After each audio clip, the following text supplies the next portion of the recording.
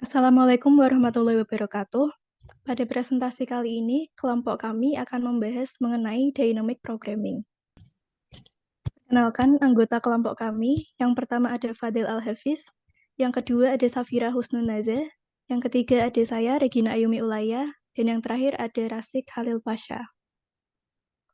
Yang pertama adalah pengertian dynamic programming, yaitu metode pemecahan masalah dengan cara menguraikan solusi menjadi sekumpulan tahapan atau stage, sedemikian sehingga solusi dari persoalan dapat dipandang dari serangkaian keputusan yang saling berkaitan. Selanjutnya, karakteristik penyelesaian persoalan dengan program dinamis. Yang pertama, terdapat sejumlah pilihan yang mungkin. Yang kedua, solusi pada setiap tahap dibangun dari hasil solusi tahap sebelumnya. Yang ketiga, kita menggunakan persyaratan optimasi dan kendala untuk membatasi sejumlah pilihan yang harus dipertimbangkan pada suatu tahap. Next. Baik, selanjutnya yaitu algoritma greedy versus dynamic programming. Algoritma greedy merupakan mencari solusi optimal lokal, tidak menjamin optimal secara global. Sedangkan dynamic programming merupakan menemukan solusi optimal untuk submasalah dan kemudian membuat pilihan yang tepat untuk menggabungkan hasil dari submasalah tersebut demi menemukan solusi yang paling optimal. Selanjutnya yaitu ada prinsip optimalitas. Yang pertama, pada program dinamis, rangkaian keputusan yang optimal dibuat dengan menggunakan prinsip optimalitas. Prinsip optimalitas, jika solusi total optimal, maka bagian solusi sampai tahap ke K juga optimal. Selanjutnya, prinsip optimalitas berarti bahwa jika kita bekerja dari tahap K ke tahap K plus 1, kita dapat menggunakan hasil optimal dari tahap K tanpa harus kembali ke awal tahap. Selanjutnya, ongkos pada tahap K plus 1 sama dengan ongkos yang dihasilkan pada tahap K plus ongkos dari tahap K ke tahap K plus 1. Berikut ini merupakan prinsip dari optimalitas.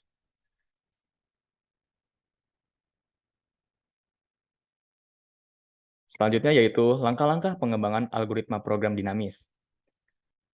Yang pertama yaitu karakteristikan struktur solusi optimal, kemudian definisikan secara rekursif nilai solusi optimal, kemudian hitung nilai solusi optimal secara maju atau mundur, kemudian konstruksi solusi optimal.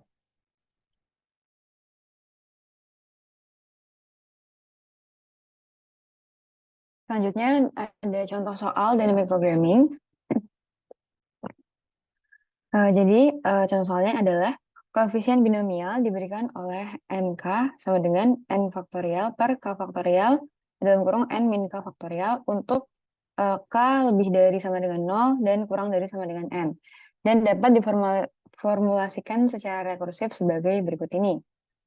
Lalu sehingga koefisien binomial ini bisa diselesaikan dengan algoritma dynamic programming sebagai berikut.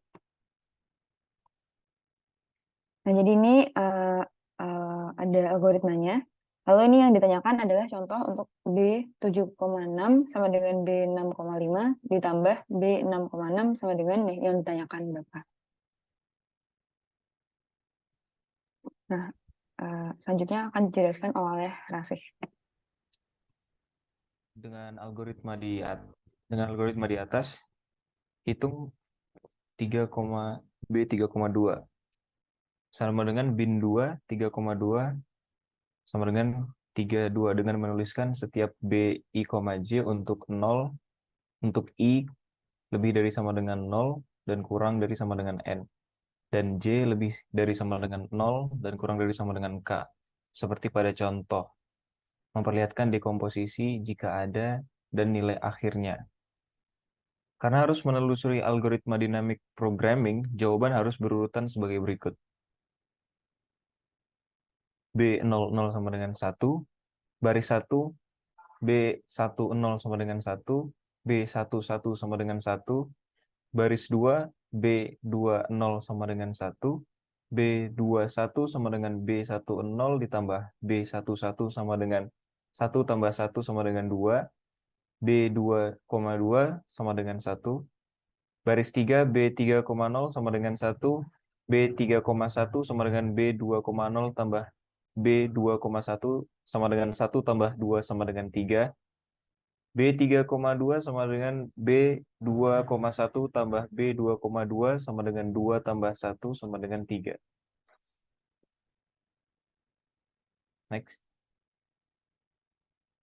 Untuk yang B, karena memiliki bentuk rekursif, koefisien dapat juga diselesaikan dengan pendekatan divide and conquer.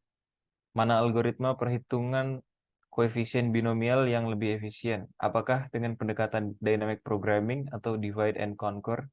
Dan jelaskan mengapa bisa lebih efisien. Jawabannya dynamic programming lebih efisien karena elemen B, X, Y yang paling sering dipakai dihitung terlebih dahulu dan disimpan nilainya untuk dipergunakan pada perhitungan elemen lainnya yang membutuhkan. Sedangkan pada divide and conquer terjadi pengulangan perhitungan B pada nilai X dan Y yang lebih rendah. Next. Oke, sekian. Itu saja yang presentasi yang dapat kami sampaikan. Wassalamualaikum warahmatullahi wabarakatuh. Waalaikumsalam warahmatullahi wabarakatuh.